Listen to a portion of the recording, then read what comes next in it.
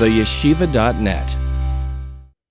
Okay. Kuf Tes Vav Amud Aleph. Let's summarize and answer a few questions that remained from yesterday. The Gemara taught us that today you should not make a sandwich of matzah and maror and eat them together and think you will fulfill all the mitzvahs. That's what Hillel taught us. Why? Because the maror is going to alter the taste of the matzah, and matzah is a mitzvah min ha-Torah, maror is a mitzvah d'Rabbanan, and therefore you should not eat the matzah and the maror together today. We know that mitzvahs ein mevatlois zu ezu. Mitzvahs are not mevatel one another, which is why Hillel in the time of the Beis HaMikdash used to make a sandwich of Pesach, matzah, and maror together. But that's only when everything is a mitzvah d'oraisa. Then one mitzvah is not mevatel another mitzvah. So Hillel can eat Pesach and matzah and maror together, and one doesn't alter the other one. Physically, the maror takes away from the matzah, and the matzah takes away from the Pesach, and the Pesach takes away from the matzah, and the Pesach takes away from the maror, and the matzah takes away from both of them, and it changes the taste, and it's not pure. Nonetheless, we have this principle that mitzvahs ein mevatel zu ezu. Mitzvahs ein mevatel zu ezu means, even though it's different tastes, but because in the nekudah, in the core, what is it? It's all a mitzvah. It's fulfilling the will of Hashem. So deep down in its ultimate core, what is matzah? A mitzvah. And what is maror? A mitzvah. So when they come together, they don't cancel each other out. They don't alter each other, because they're really one. On the contrary, they strengthen each other. They help each other. Fascinating. So therefore, Hillel can eat a sandwich. But today, maror is not a mitzvah. It's not a biblical mitzvah because it depends on the Korban Pesach. Only matzah is a biblical mitzvah. So today we can't do the maror with the matzah. Now Rabbi Yochanan said that the friends of Hillel argued with him. And he brings a brayso. The brayso says that even though Hillel used to eat them all together, you shouldn't. You can even eat them independently. Yoichluhu. You can eat each one independently. Rabashi, that's a different opinion. Rabashi says, but the brayso says you can even eat it independently. Doesn't mean you have to eat it independently. So Rabashi says that this brayso is actually talking according to Hillel. That Hillel says even if you did them independently, you still fulfill the mitzvah. This brayso is not a support for the debate against Hillel. This brayso is talking according to Hillel, that even if you did it independently, you're still yotz. So according to this, we have two separate views, the view of Hillel and the brayso that says you can wrap them together. The view of the Chachamim, who argued with Hillel and said you can't wrap them together because mitzvahs mevatlois zu ezu. And therefore the Gemara says, what do you do today? What you do today, since we don't know who the halacha is like, the halacha wasn't established like anyone, so we do everything. We eat matzah independently, then we eat maror independently, and then we eat a sandwich of matzah and maror, zeichel and mikdash, the way Hillel used to do it. That's what the Gemara concluded. I don't know, let me look into it.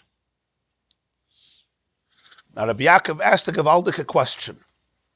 When Hillel said to wrap everything together, what's the pasuk he brought? Al matzos u'merorim yoichluhu. Where's that pasuk from? Parshas Bahalois Chapesach Sheni. It says on the second month, on the 14th day of Nissan, on the second month Pesach Sheni, on the 14th day of Iyar, Yasu Oisoi, they should make the Korban Pesach al matzos u'merorim yoichluhu. Eat it together with matzah and maror. So Hillel says, because you have to eat it together with matzah and maror, it means literally together. It doesn't only mean in the same meal. It means literally together. You should wrap it all together and eat it. The pasuk is talking there about the Jews who couldn't make the first Pesach. So Moshe said, Hashem told Moshe, tell them that they should make the Pesach on the second month, the 14th of Iyar, B'chodesh hasheni b'arba asar yoim ben arbayim yasu oisei al matzos u'merorim yechlu.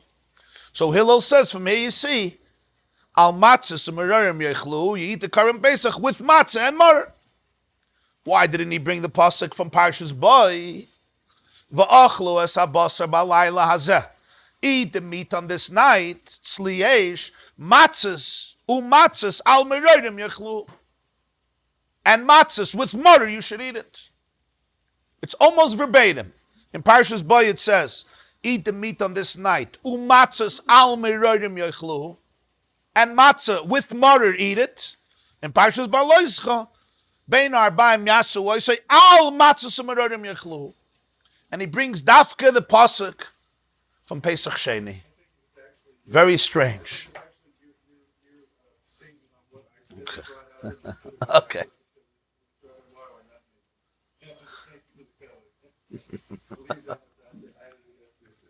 Okay, you just brought a geula to the world. Which is it's a gewaldige question. It's a misplaced pasuk. You could bring a pasuk from the first Korban Pesach. Why bring a pasuk from Pesach Sheni? Okay.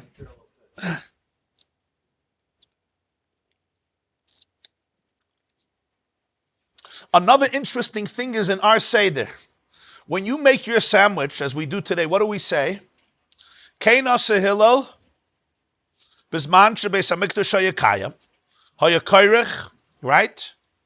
Pesach, Matzah, Omer. You remember what it says afterwards? Lekayim, Mashenemar, Al Matzos Umerorim Yochluhu. We also quote Pesach Sheni. We're sitting on the Seder, the first Pesach, and we're quoting Pesach Sheni. You didn't realize that. Wrong pasuk. It's not like you don't, if you don't have a pasuk, the first Pesach, you say, okay, we learn it from Pesach Sheni. You have a gewaldige pasuk. Great pasuk, Parshas Boy, the first Pesach. V'achlos abasa b'layla zet sliesh al matzos u'merorim yechlu. No, but look at the Gemara. The Gemara says, when it says Hillel, right? You see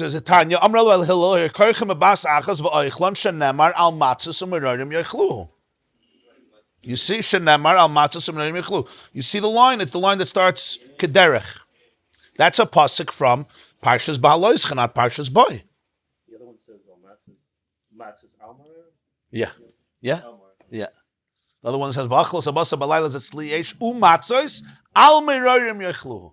But it says eat the meat and matzah with mar. I mean, ultimately, it seems like the same message. It's like yeah, so I saw a few answers. Two answers I'll share with you. One is from the question is brought in a few svarim. The Rashash brings it, the Pnei Shleimer brings it, Avnei Nezer brings it. Quite a few Achronim bring it. The first answer that's given is that in Parshas Boy, you wouldn't know that you have to wrap the matzah too with the Pesach and the Maror. In Parshas Ba'aloischa, it's very clear. But in Parshas Boy, the word al is only on the Maror. It says like this, V'achlu es habasar ba'layla hazet sli eish, eat the basar, u'matzos, and matzos, al merorim yochlu. With the Maror, you should eat it. So it's a little ambiguous. You could say eat the meat and the matzah. With the Maror, you should eat the Korban Pesach. In other words, make a sandwich between the chrein, the horseradish, and the meat. That, yeah. But the matzah, not necessarily. Mashenkin in Parshas Ba'aloischa, it says clearly, right? The blushing in Parshas Ba'aloischa is Yasu oisoi al matzois umerorim yochluhu. Much clearer, eat it with the matzah and the maror. And Hillel, of course, has in his wrap all three. Chassam Sofer says that in the first Pesach there were two separate mitzvahs. There was a mitzvah of eating the Korban Pesach. There was a mitzvah of eating matzah. Because the word achila, the term achila relates both to the Pesach and to the matzah. And the maror was subservient to the Korban Pesach. In other words, it says by the first Pesach, what's the lashon? V'achlu asabasa b'layla zet sli eish u'matzos. Al merorim yochluhu. So the mitzvah of eating is going on the Korban Pesach and on the matzah, and the morer is subservient to both of them. In Parshas Baloischa, it's not that way.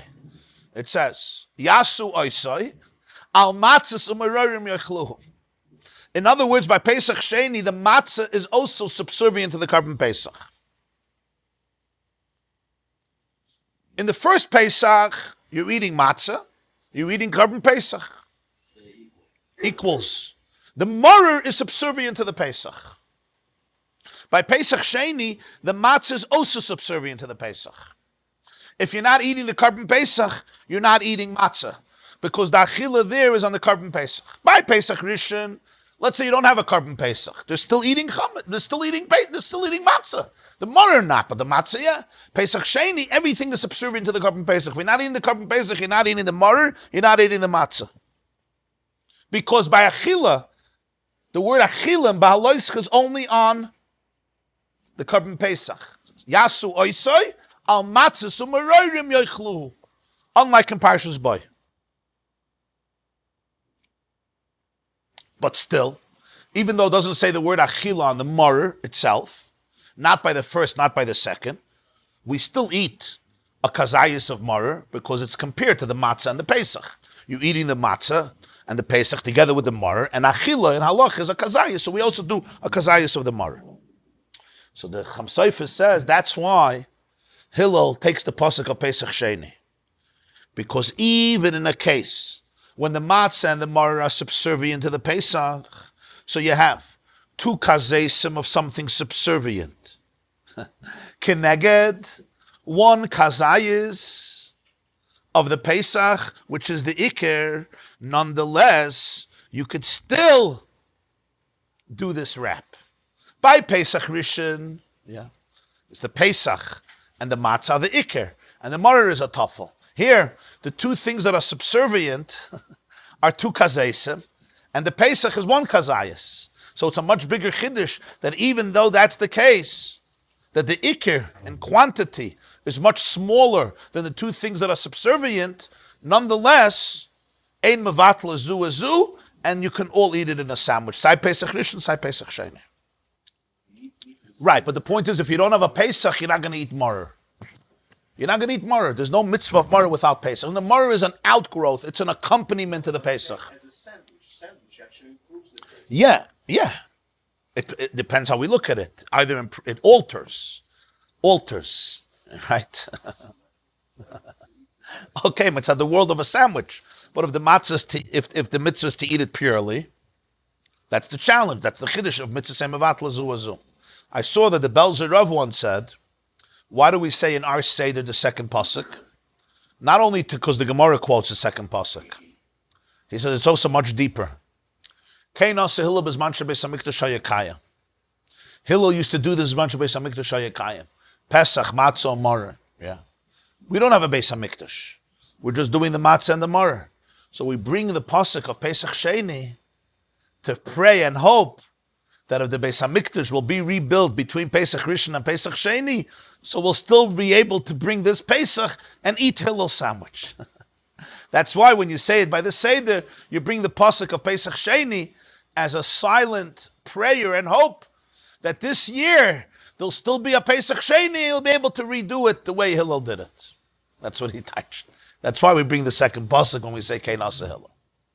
Because there's a shit in Yerushalmi, shit of Rabbi Yehuda, that if there's no Beis Hamikdash by Pesach Rishon and the Beis Hamikdash gets rebuilt in the middle, do you have to bring a Pesach Sheni? On one hand, you could say you don't have to, because there was no Pesach Rishon, there was no obligation, because we didn't have a Beis Hamikdash, we didn't have a Mizbeach. Or you could say no, but there's Pesach Sheni. Right? According to the opinions, many opinions, that you would have to, because Pesach Sheni is separate, it's not dependent if there was Pesach Rishon. Even if Pesach Rishon, you couldn't bring a carbon because there was no Beis Hamikdash, you still mechuyev Pesach Sheni. So that's why we bring the second pasuk to be miramis, to intimate that we could still have the kairach. Sagt die Gemara weiter. Amar Rebbe Lazar, Amar Rebbe Yishia. 2 lines from the bottom. Kuf Tesvav Amud Aleph. Amar Rebbe Lazar, Amar Rebbe Yishia. We learned in the Mishnah, after Kiddush, you see 2 lines from the bottom. Kuf Tesvav Amud Aleph. Amar Rebbe Elazar, Amar Rebbe Shia. Rebbe Elazar said in the name of Rebbe Shia, Kol shetibuli b'mashke tzarich netilas yadayim. Whenever you eat a food that's dipped in liquid, you have to wash your hands before you eat this food. We learned in the Mishnah that after drinking the cup of Kiddush on the night of Pesach, what do? Metabel b'chazeres. You take your lettuce or you take another vegetable, you dip it in a liquid, like we do salt water,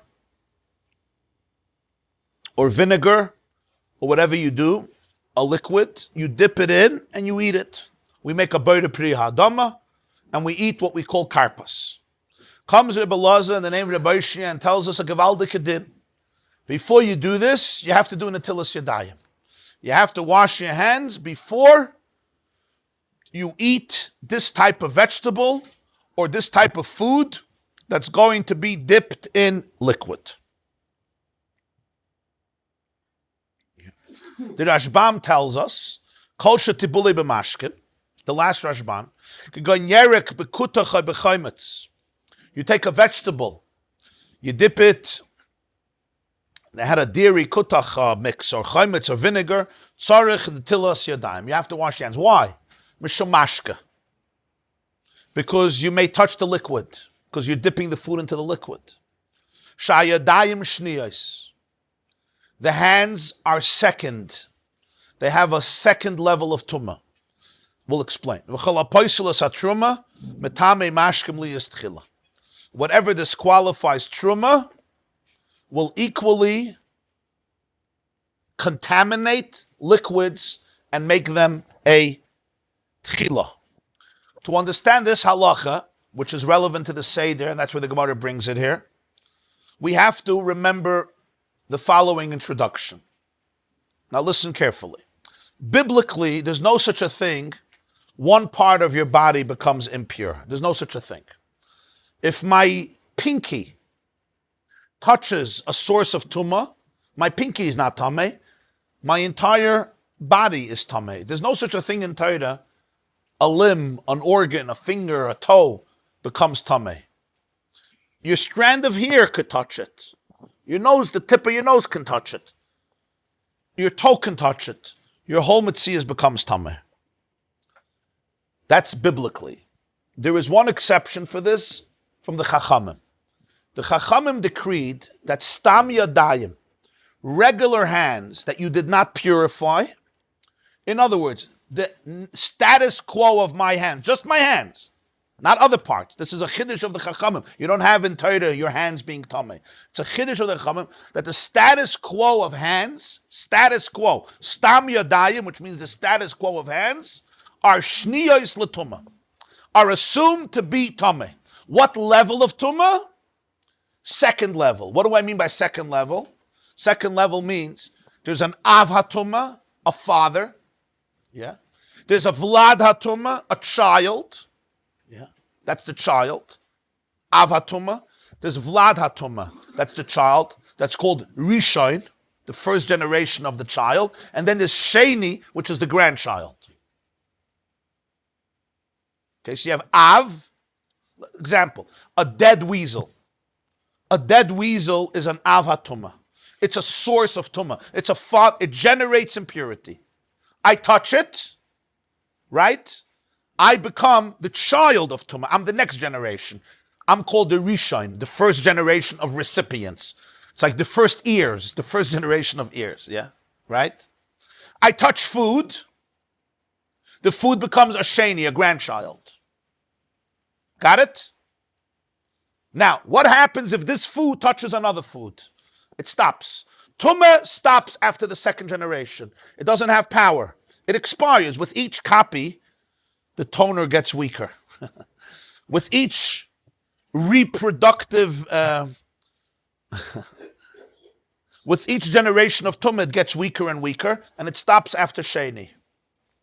So it goes from the sheretz to me, from me to the food, and that's it. That's a regular food. Truma is holy. It's more allergic. So truma travels even third generation. It becomes a shlishi. But it expires. That's it. If a shlishi truma touches other truma, it's good. It expires. A carbon is even more allergic, more sensitive. So it becomes a revi. A carbon becomes a revi. And then it stops. Can't be more than revi. Can't have chamishi. So I touched the dead weasel. I became a rishon. He is the father, I'm the child. I touched the tomato, right? And the tomato becomes a rishon, a sheni. If the tomato touches another tomato, that tomato is good. But if the tomato touches your bread of truma, you're a kohen, it touches your challah, puzzle. That's called tamid truma. The kohen can't eat it anymore, got to burn it. Okay, that bread touches other bread, you're good. But if that bread touches the meat of my carbon pesach, oh, not good. I can't eat it anymore. Kachim goes till revi because they're very sensitive. It's so holy. You know, the holier you are, the more sensitive you are to toxicity, right? When you're less holy, you're not so sensitive. When you're more holy, you're more sensitive. You pick up small stuff, right? Those of you who are more spiritual and sensitive, you pick up stuff that other people don't pick up. Truma picks up little toxicity, even though chulin won't pick it up. Karbonis picks up even more. Stam yadayim, the status quo of hands, is a level of sheni. Which means, if my hands touch any food, it's good, besides truma. Because my hands are a sheni, the truma is going to become a shlishi. Why did the Chachamim do this? The reason the Chachamim did this is a very interesting reason. People move their hands constantly. Their hands often touch places that are unclean. Different places in the body that are unclean. The Chachamim did not want people should touch truma and karbonis because they wanted truma and karbonis should operate on the highest level of cleanliness. People should see it as clean. So there'll never be a situation where somebody won't eat it because you touched it. Because they never wanted truma and karbonis should go to waste. So they were very careful that it should always be eaten. To be eaten, they want it to be clean. If people are just allowed to touch it without netilas yadayim, it may become dirty and people won't eat it. Right? Regular food, okay, you won't eat it. Go to the garbage. But truma and kashim they didn't want. So that's why they said, before you touch truma, you got to wash your hands. Because if you don't wash your hands, the truma is becoming puzzle because your hands are tameh. Unless we do netilas yadayim, we pour water over our hands, and then it takes it away from the status quo, and it becomes tar. Regular tumah, of course, you need a mikveh. Here you don't need a mikveh. Here, netilas yadayim is enough. That way, people would never touch truma. They would never touch kachim, unless they clean their hands, which was exactly the point. The fascinating thing about this is, and you shouldn't underestimate this, it's only in the last 150 years that we know what the germs and bacteria is and how it travels and transfers so swiftly because of things we touch. In the ancient world, they didn't understand this. The Black Plague killed much of Europe, right? Millions and millions and millions of people. Nobody understood the concept of bacteria. Nobody understood the concept of germs.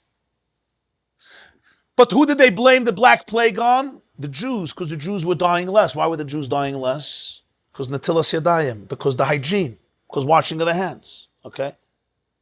When women were dying in labor after birth, and the famous doctor, Semmelweis, he said they have to wash their hands. People said it's a Jewish plot. It's a Jewish plot. They made fun of it. So the Chachamim understood, fascinatingly, it's not just the dirt. My hand touches mud or my hand touches a certain part of the body. The hands are very, very sensitive. They carry a lot.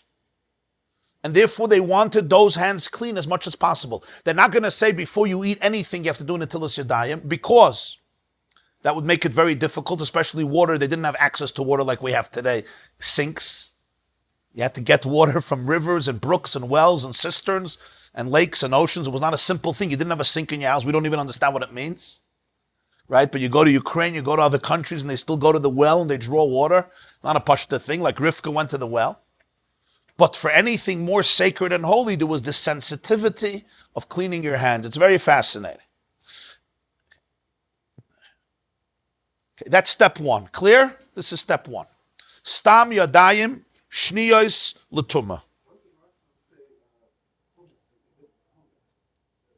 Chometz, vinegar.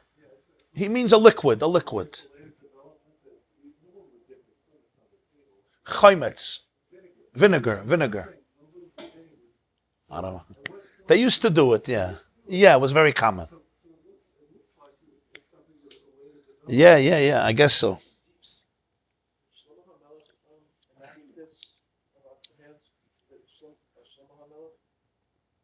Shlomo HaMelech is the one who instituted two things: Eruvei Chatzeris, an Eruv for courtyards and what we do in buildings and camps and cities, an Eruv Chatzeris, and Netilas Yadayim, washing hands. Oh, okay. Very good. Yeah, one second, yeah.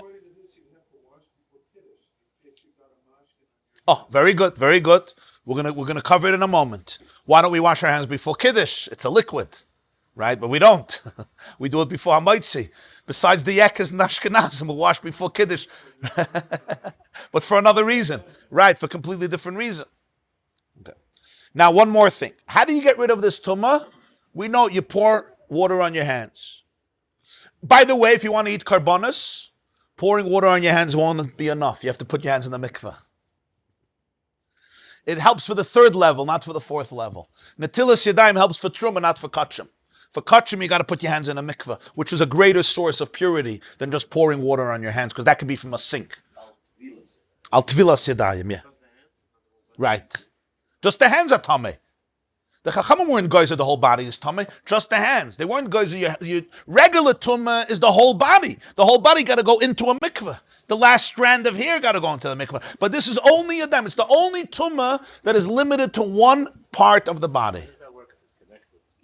Why is it the body's? Because it's basically the part that moves, my elbow is not. It's one thing. I usually don't shake your hand with my elbow. No, I know, but it's still. I mean, I know today everyone is. But it's still one thing. It's not separate. Ein that's the chiddush. It's a rabbinic tumah that comes for a very practical purpose. They want the hands to be clean.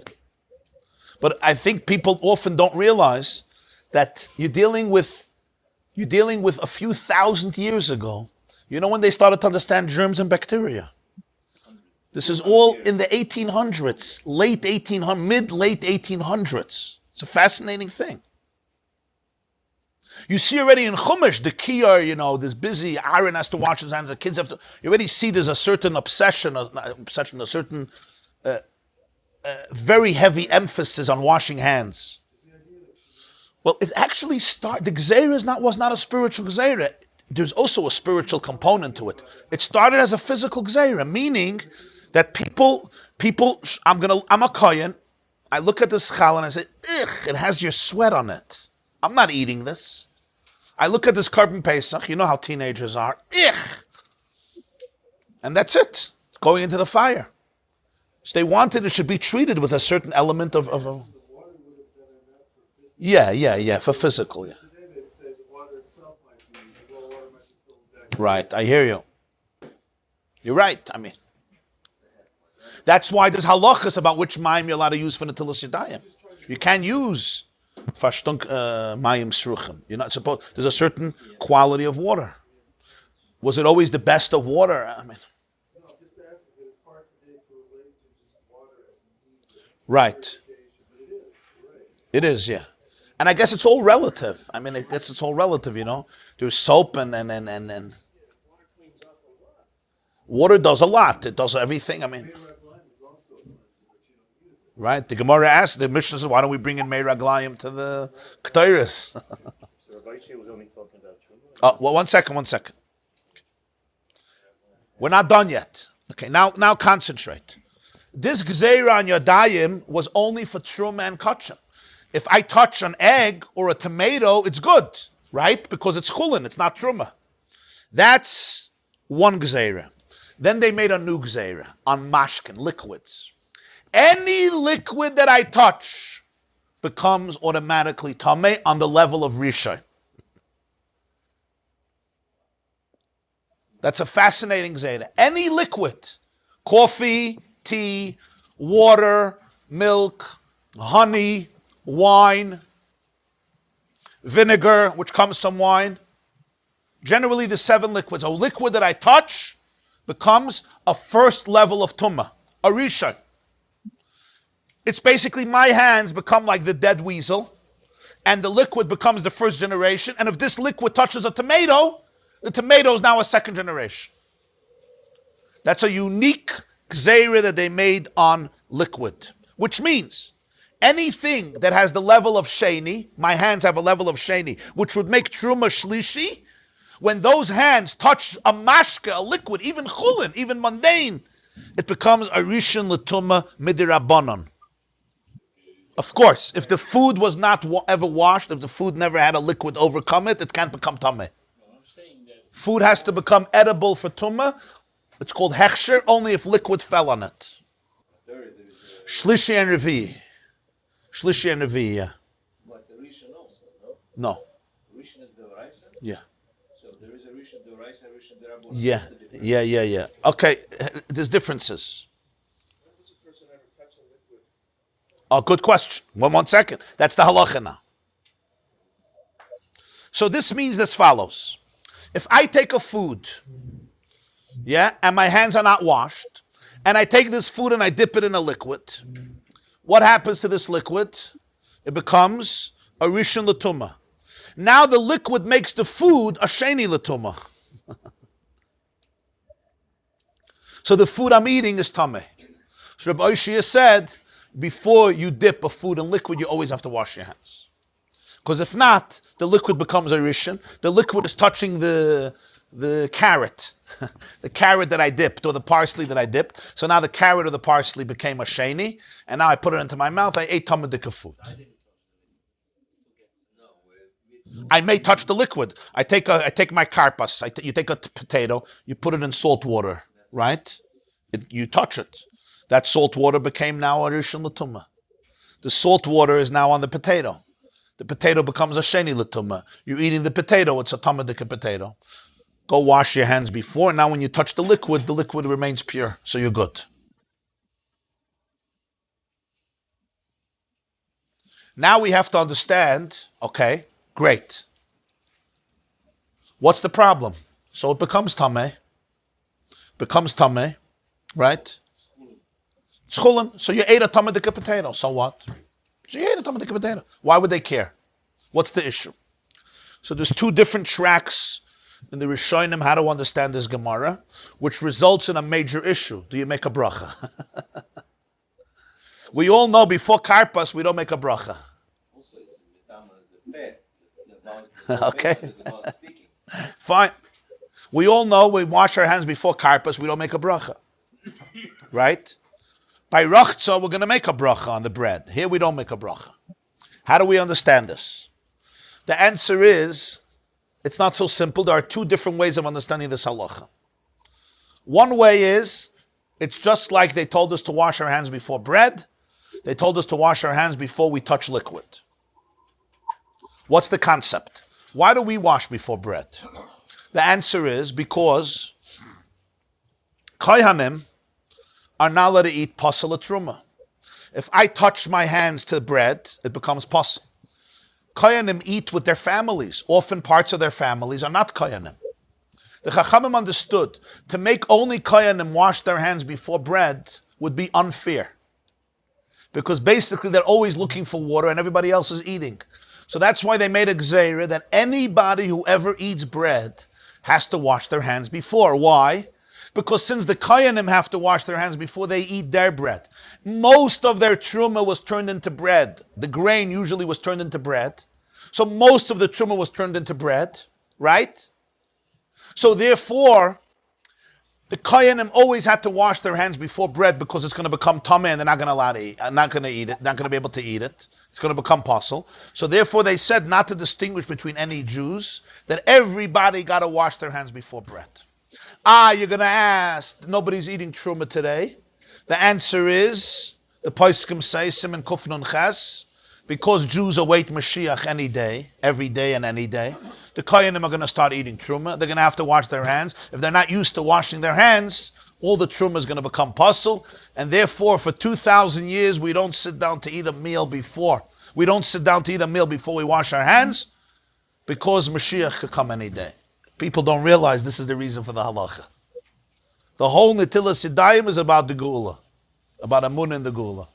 Every time you wash your hands before bread, Shabbos, weekdays, Pesach, Yom Tov, Shavuos, Sukkot, days, night, Shabbos, anytime, it's because of Ani Mamin Be'emunah Shleima Chakla B'chol Yom Sheyav. No, not the only reason. We'll soon discuss something else. When did it establish that everybody has to wash besides Kohanim? The Kohanim have to wash because Stam Yadayim, poistless, right? Once they did it on the Kohanim, they didn't want to be mechala between Kohanim and Yisrael. It would just be very, very difficult. You're sitting with your son-in-law. He's a Kohen. Yeah. Sorry, you can't eat. Everybody goes wash. That way, it became an issue of Klal Yisrael, not single out Kohen. They always have to schlep and schlep and schlep. It's contrary to the way they have to be treated. So everyone washes their hands. There's no truma. So the Poskim explain in Siman Kufnun Ches, the Lavush, the Mishnah Brura, Shulchan Aruch Harav, because we await Mashiach's coming every day, so we're going to go back to this, so therefore we don't distinguish. Fascinating. So this is bread. That's the reason, by the way, on cake we don't wash. Why? The answer is because most truma wasn't turned into cake. Today we eat a lot of cake.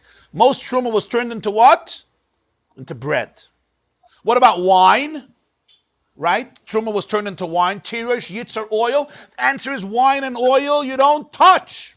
You drink from a cup. It's very rare that you put your finger into the wine. Because it's very rare, we're not afraid the Kohanim are going to touch it. So therefore, you drink wine, you don't have to wash your hands. There's wine of truma. If the Kohen is going to touch wine of truma, he has to wash his hands, but we're not going to make everybody wash their hands before wine because it's not something that you touch. But bread, you can't eat without touching. So the Gzeira is on bread. By the way, that's why there's certain breads, we call them mezainas bread, right? Pasaba bekisnin. If the bread is made with certain ingredients, like cakes, these types of breads, we don't wash. Why not? It's all based on one thing. Because it's not a food that they used to make the basis of the meal, and therefore it wasn't usually, the truma wasn't used for that. It's all about how much it's connected to becoming truma, to being truma. That's why if it's a type of bread on which you base a meal on, if you eat a certain amount of pasaba bekistin, right, what we call mezainas bread, or pizza with apple juice, you have to make hamaitzi and have to wash your hand. Why? Because if it's a basis of a meal, it becomes already a chash and a gzeira for the truma, which was turned into bread that they used to eat by meals. Most of the truma. Is it possible to make truma into a cake? Of course it's possible. You could take truma and make it a cheesecake. You have flour, you do whatever you want with it. The kohen could make a cheesecake. But they weren't geyser that every cheesecake I ever eat, I have to wash my hands. Because it was not the common thing. But bread, if there was a kohen in the house, or even by you, there's a bread, there's truma bread. It's like you have a few types of crackers. You have truma bread, you have chulin bread. It was just part of Jewish life. Got it? What about mashkin? Liquids, right? Because liquids, okay, number one, are easier to become tameh than food, because food have to be wet before they get tameh. They have to be mukhshir. Liquid doesn't have to, right? Every food has to get wet for it to become tameh. Just having food that never got wet will not become tameh, even if it got wet on the tree or the bush. It has to get wet afterwards. Mashka doesn't have this limitation. Also, liquids become a rishon l'tumah. So with liquids, they were much more afraid that whenever you're touching liquid, all liquids become tameh, because they were frightened that truma liquids are going to become tameh. So if I drink liquids, I don't have to wash my hands. But if I touch liquids, I always have to wash. Even if I'm touching water, and water can't be truma. Oil could be truma. Wine could be truma, right? Orange juice could be truma. But my water can't be truma. Nonetheless, they were geyser on all liquids. If I touch it, it becomes tameh.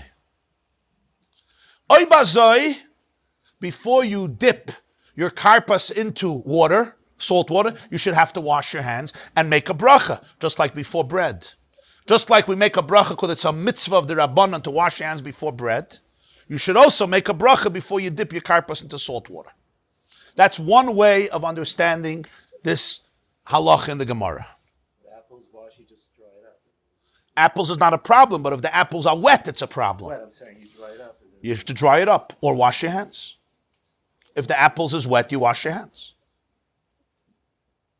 We don't do, I mean, Who doesn't do it? We before we eat karpas, we go wash our hands. you wash apples when you eat it. Except not to dry it. Yeah. The same is true with grapes, everything. Anything that tibuloi b'mashka, that's what he says, needs a tilas yadayim.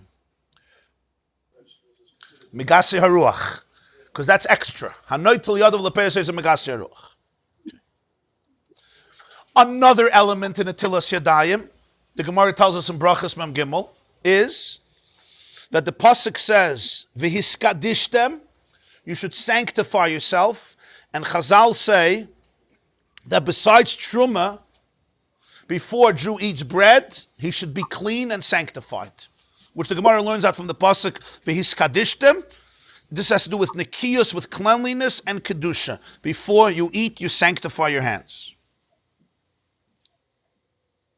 And that's the concept of natilas yadayim, also before you're touching drinks.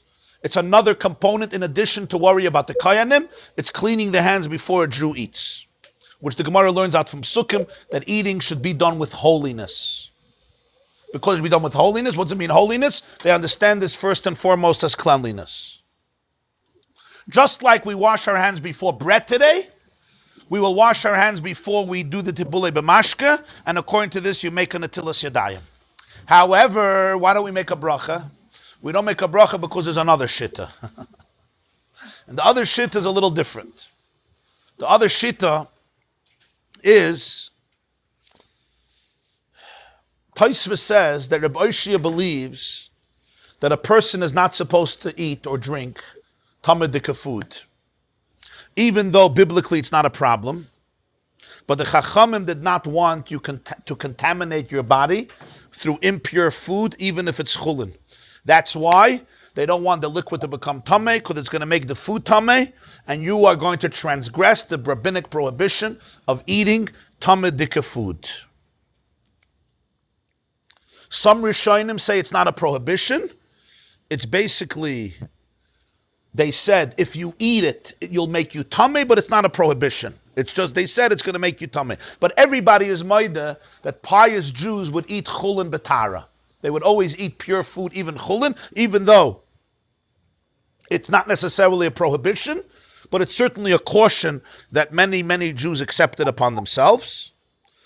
Right? According to this, Rabbi Oshia would be obligating certainly those pious people, but perhaps also everybody else. According to this, you don't make a bracha on the tilas yadayim. Why? Because it's not a mitzvah. What is it? It's just avoiding a prohibition of contaminating yourself by eating contaminated food. An example, when you clean out the fats of a behemoth that you're not allowed to eat, you don't make a bracha. Why?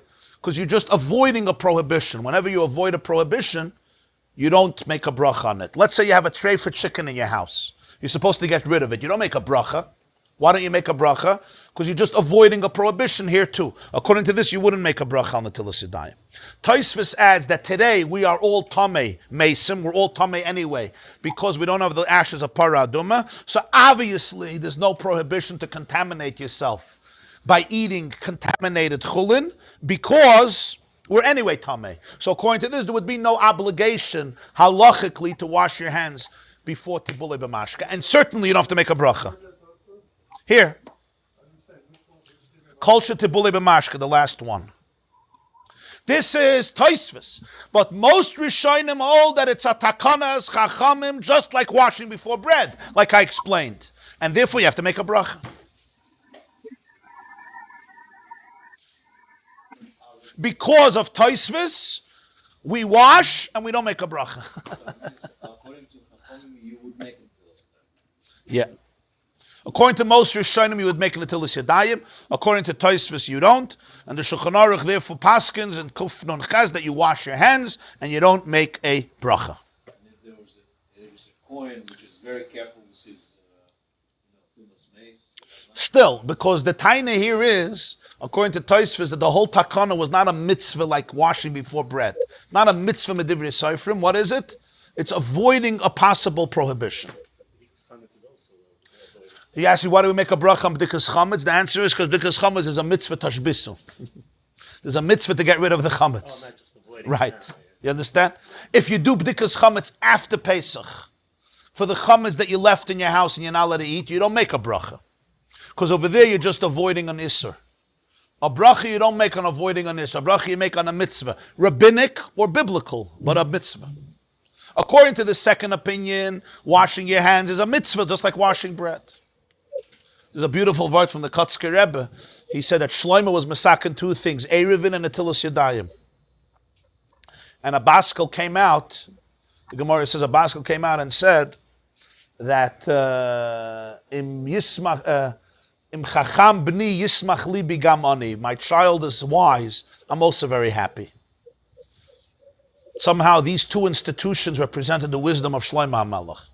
So the Kotzker Rebbe said a beautiful word. Erevin and Netilas Yadayim are two opposite things. Erevin comes from the word eruv, taruvis, mix. What does an eruv accomplish? If we have a big courtyard and all the kids are playing ball there on Shabbos or whatever, playing whatever they're playing on Shabbos, right? And the problem is you can't carry because it's a semi-rishus harabim because we all share the same courtyard. So the eruv chatzeris, we each give a piece of bread and we put it in one house. It's like we're all living in one house. We're all guests in one house and it's just a courtyard of one house. So then everybody gets mixed together, right? So a bungalow colony, a hotel, an apartment building, wherever there's a group of people using shared place. So eruv from the word taruvis, it mixes them together and they could be social and integrated and enjoy Shabbos together. That's eruv, and eruv means to mix. What's Netilas Yadayim? Netilas Yadayim means to clean your hands. What we call in Yiddish, rein hand, clean hands. So he said the wisdom of Shlomo HaMelech was to institute two things, Erevin and Netilas Yadayim. To be able to mix with people and be integrated and still maintain the cleanliness of your hands. Very often the two are mutually exclusive. There are people who are for themselves and their hands are very clean, but they're not mixed into anybody. And then there are those who are Erev, they're socially integrated. But it's very hard to keep your hands clean because you're affected by other people's energy and they're affected by your energy and you're touching everything and everybody's touching you, The ability to be able to have Erev and Netilas Yadayim together, to be able to be mixed in and integrated, and yet to be able to maintain purity and innocence and not get entangled by social pressure and conformity, and sometimes even a form of, politics, is a unique skill in life. Erevin and Netilas Yadayim, a Baskel came out. This is the Chacham of Shlomo HaMelech, to be able to have both. Yeah. Reb Shimshon Astropolis said, Toiva haprishus im habrius, v'habdidus b'soich b'nei Adam. It's good to be segregated amongst people and to be lonely amidst everybody else. Toiva haprishus im habrius, v'habdidus b'soich b'nei Adam. You could be within a group of 1,000 people, but you still maintain your purity, your innocence, your Netilas Yadayim. So there's two reasons to wash. One is just like we wash for bread, we wash for liquid, because we're going to touch liquids, then you have to make a bracha. Another reason is nothing to do with that. We wash for bread because of truma. The reason we wash for liquid is simply because the food is going to become tameh, and you're not supposed to eat tameh food, because you're going to get contaminated. Either you're not allowed to, or at least, right, if you do, you're going to get contaminated, and that's why you should try not to. And then you don't make a bracha, because you're just avoiding, at best, a prohibition of the Chachamim. But it's a fascinating idea that the Chachamim prohibited any Jew, eating tameh food, because it brings tumah into you. Fascinating. L'poyel, now we're all tameh, so it's not an issue. So you certainly won't make a bracha. But even then you wouldn't make a bracha. Why? Because you're avoiding an isser. You're not doing a mitzvah. And that's why you'll always see, the Gemara says about Avram Avinu, Oichel chulin betara, when Sarah became a nida, he didn't serve the bread to the malachim. Why? He told Sarah to prepare dough, right? Lushi vasi ugas. So Rashi says, why didn't he give them bread? Because Pirsa nida, she became a nida while she was kneading the dough. So why wouldn't he eat it? So she became a nida. The answer is because he was oichel chulin betara. Even though it's chulin, Avram was eating chulin betara, and he wouldn't feed his guest dough that became tameh. Even though it's not a problem, it's not truma, it's not kachim. But the idea is that Hasidim, the Gemara says Hasidim Harishonim, which means pious Jews, would eat chulin betara. It's basically an extra level of sensitivity. For them, all food had an element of truma to it, an element of kachim to it, an element of holiness to it, right? All food. So it's like an extra, like sometimes, if you speak in the world of nutrition, right? Some people are not careful, they eat everything. Some people are careful, they don't eat everything, but Shabbos, they'll indulge a little bit. Some people who are so in touch with their nutritious needs, the moment they see toxicity, they will not get close to it because they're sensitive and they know the moment they ingest it, it's gonna affect them. So spiritually speaking is the same thing. My chulin became tameh. Big deal, it's a piece of bread. What is it? It's a tomato. What's the big deal? But if you're very sensitive to kedusha, to spiritual toxicity, you're very sensitive to it. You don't want to put it into your body. Is it a prohibition? Not necessarily, but it's toxic. I don't want any toxins inside my system. I'm talking about spiritual toxins. So therefore, they were very, very careful with these things. For them, chulin, they also treated as kachim. It wasn't mamish kachim, but it had an element of kedusha. And therefore, if it was affected by tumah, they didn't want it. According to this, you don't make a bracha. But according to the other opinion, that it's just like eating bread, you have to wash your hands, you do have to make a bracha. But the bottom line is, the Gemara doesn't say what the reason is. The Gemara just says that you have to wash your hands before you eat karpas. And this is the source of the halacha. And this is true ad hayom. People sometimes don't know this halacha.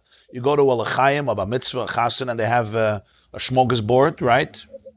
And you take carrot or parsley, and you sometimes dip it into a liquid. You have to wash your hands, like you're eating bread. You have to wash your hands. You don't make a bracha, but you have to wash your hands in case you touch the liquid. That's the halacha. The tumah is associated with negative assets. No connection. That's something else. No. The negelwasser. You wouldn't take care of this. Oh, if you wash your hands in the morning and you're not mesiach das, that yeah. In other words, the status quo of hands is that it needs netilas yadayim. But if you're conscientious after you wash your hands to maintain its purity where touched, then you're good. You don't have to do another netilas yadayim. But we assume the status quo is that I'm not focusing on my hands all day because it's very hard to, right? You're learning, you get involved in other things, and that's why we do netilas yadayim before washing, before eating bread, and we make a bracha. And we don't make... No, by karpas you can also dry your hands. You just don't make a bracha. Before karpas, you can also... I never saw that. No. Why? You don't have to, no. That's not the issue. The moment you washed your hands are good. Yeah. It's good to be segregated amidst people, amidst other creatures, and to remain lonely amidst humanity. I want to finish with this point because it's also very relevant. The Shulchan Aruch says this is only relevant when you're dipping your food into one of the famous 7 types of beverages in Torah, which is yad, shachat, dam. Yayin, wine or vinegar. Dalid is oil. Dvash, honey, right? Then there's dvash dvarim. This is honey of bees. Yeah. Then you have yad shachadam, shin, which is shemen, oil, ches, which is chalav, olive oil, and then ches is chalav, is milk. Then there's tes, is tal, which is dew, and then there's dam, which is dalid, is blood, and then there's mayim, which is water. The siman is yad shachat dam. Those are the 7 liquids that the Torah defines as liquids. These are the liquids that if a food gets wet with any of these liquids after it's harvested, then it becomes susceptible to tumah. If it doesn't get wet with any of these liquids, a food is not susceptible to tumah, right? So for example, apple juice or orange juice, according to this, would not qualify. Okay, so if I take my carrot and I dip it into some, some beverage, right? It it wouldn't be an issue. According to this, it's only Shiva Samashkim. Water is a problem. Salt water is karpas. Vinegar is an issue. That's why you have to wash your hands, because these are the 7 beverages that become tamei. Even though apple juice is mixed with water, it's mostly water. If it's the majority of water, then you have to be careful. Yeah. You see all the time. You should. Well, if you're drinking a beverage, you never have to wash your hands. Why? Because you're not touching it. Also, those foods that we usually eat with a toothpick or a fork, right? You also don't have to wash your hands because you're not touching the liquid. So you're good, right? If you're eating with a fork or a toothpick, it's not an issue. That's how it's eaten. The problem is if I'm dipping it with my hands and therefore touching the liquid, that's when the issue is. And I should just add that the opinion of the Arvei that's brought by some poskim is that even the other liquids also qualify for this. In other words, they're also makabel tumah, and therefore, even if it's other liquids, you have to be careful. I'm just saying there's that shit in halacha as well. So the issue here is if my hands come in contact with it. If this is a food that's made, people eat a lot of foods that are wet, but you eat it with a fork, with a toothpick, with this, then it's fine. You buy a package of grapes. It says wash before eating. Rinse off before eating. Normally people don't eat the grapes with a fork or tooth. You're saying the grapes are all wet, and everyone is eating these grapes, right? Everybody's eating these grapes. According to the halacha, then you should wash before. Why don't people wash before? So I was asking for an apple. Nobody really does. Even if you dry it up, you touched it already. You're saying the apple is wet. Yeah, even if you dry it, you already touched it. Right. No, but he's saying the grape is dipped in a liquid. You're washing it off. The hands are only some. Pesticides, Never see anyone. Before you wash your fruits, you wash your You see it. It says. Let me read for you. So this is how the Shulchan Aruch Harav puts it all in Siman Kuf Nun Ches. Okay? He says as follows. Okay, when you drink, you don't have to wash your hands. But if you're eating something that you dip in liquid, whether you dip it now or it was dipped earlier, and you're eating it now and it's wet and it was not dried up, you have to wash your hands first.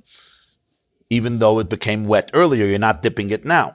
And the reason is because liquids get tamei very fast because they don't have to be qualified for tumah. They don't have to get wet to become tamei like food. And also, even regular mashka that your hands touch becomes a rishon l'tumah and makes all other foods and liquids tamei even a little bit. So the Chacham were more machmer because of truma. They were so afraid that if mashkin becomes tamei, a lot of truma could become tamei, right? Because mashkin transfers the tumah to another food and another drink easily. And that's why even if it's like water or honey, which is not going to be truma, you don't give truma from honey because it comes from bees. Still they were afraid. And even if you're only dipping the top of the fruit and your hands are not going into the liquid, you still have to wash your hands because you may come to touch it, right? And if it's something that you usually don't eat with a spoon or I guess I would say a toothpick, right? You still have to wash your hands because we're afraid that since the normal thing is to eat it with your hands, you're going to come to touch the liquid, or you'll eat it with your hand when it's wet because that's the regular way of eating it. But if it's something that the regular way of eating it is only with a spoon, then we're not afraid that you're going to do it in an unnatural way and touch it with your hands. And then even if by mistake you happen to touch your hands in the spoon, you don't have to do Netilas Yadayim, just like when you drink, you don't have to do Netilas Yadayim because it's possible you're going to put your finger into it. But it's not the derech, so therefore they will chatchila not geyser on it. So even if you decide you want to touch the wine, you don't have to go wash your hands because since it's not the derech, the chacham were not geyser on it. And even if you go to the river and you pick up water from the river to drink because you're thirsty, you also don't have to do Netilas Yadayim because it's not the derech of drinking water. Very interesting. People dip their finger in oil or honey or other liquids and then suck. Right? They don't need Netilas Yadayim because it's only when you dip foods, because that's the derech That's a normal thing, but normally when you're drinking, you're not going to dip your finger into it. So therefore, in these cases, even if you decide to touch the liquid, it's not a problem. But if it's something that you usually don't eat with a spoon, and something you don't drink with a cup, even if you decide to use a spoon, right, because you don't want to get away, but since the normal way is to touch it, and you may come to touch it, so then you do have to do Natilas Yadayim, Yeah. Then he says, in our countries, most people don't do this. They don't wash their hands for anything that they dip in liquid. Some people have a limut schus, that they rely on the Rishonim who say, Tosfos, that the whole reason you're doing it is only in the days of the Chazal, when they said you're not supposed to eat chulin when it's impure. But today we're all tamei mesim, so therefore it's completely pointless and irrelevant. So the whole idea of not having mashka tamei is pointless. So they rely on that shita, and he says, don't protest for them because they have on who to rely. But halachically, it's like the first savara, that it's a takanas chachamim, just like bread, and therefore you should be careful, even though the world over here is not careful. But don't make a bracha because safek brachas lahakel. But he also says that the liquids are the 7 liquids. So according to this, when grapes are wet, right, and you eat them with your hands, you should wash your hands like Natilas Yadayim, even though you don't make a bracha. The oilam is not nizer, just like they're bechlal not nizer. And he says why. No, it's very interesting. So you see, this line in Gemara, it gave rise for 2 completely different interpretations, which have ramifications till this very day. Do we make a bracha? And is it bechlal relevant for most of us who are not nizer in chulin betara, because we're anyway tamei mesim, so we don't have that level of sensitivity. It's just very interesting to note, when we say kulanu tmei mesim, it means that actually Jewish consciousness has been transformed. In the time when the Chazal were talking about this, their bodies were so sensitive to tumah that if you're eating a piece of potato and it's tamei, they felt it's a prohibition because it's really playing with your system. Today, it's like our immunity is gone.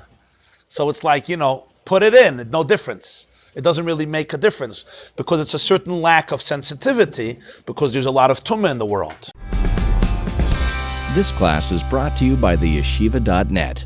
Please help us continue the classes. Make even a small contribution at www.theyeshiva.net/donate.